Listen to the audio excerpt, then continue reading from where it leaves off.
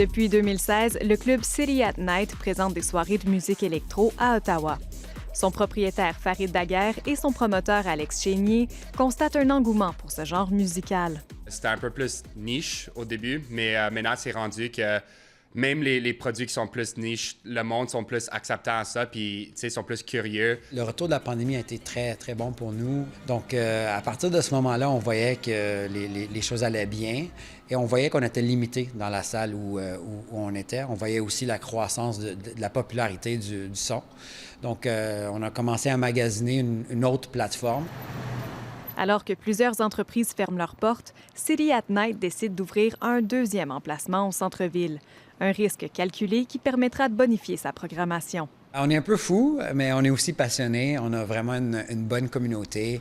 On sait que l'appétit est là. La demande n'est pas juste là auprès des clients, mais auprès des promoteurs et des gens dans le monde des arts. On a cette confiance, sachant qu'il y a une communauté qui est derrière ça. Le nouveau club City Gridworks a ouvert ses portes au public le 21 mars.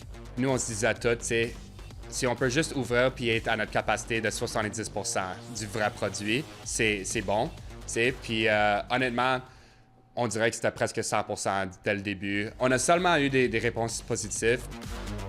La programmation misera sur les artistes locaux et canadiens, tout en ayant la possibilité de recevoir de plus gros noms de l'étranger.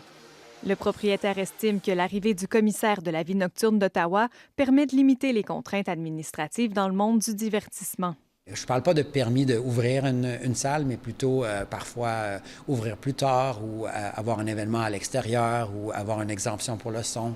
City Gridworks se positionne comme une offre complémentaire aux festivals de musique comme Escapade et Riverside, ainsi qu'à la nouvelle salle History qui doit ouvrir ses portes l'an prochain à quelques coins de rue. Ici Camille Bourdeau, Radio-Canada, Ottawa.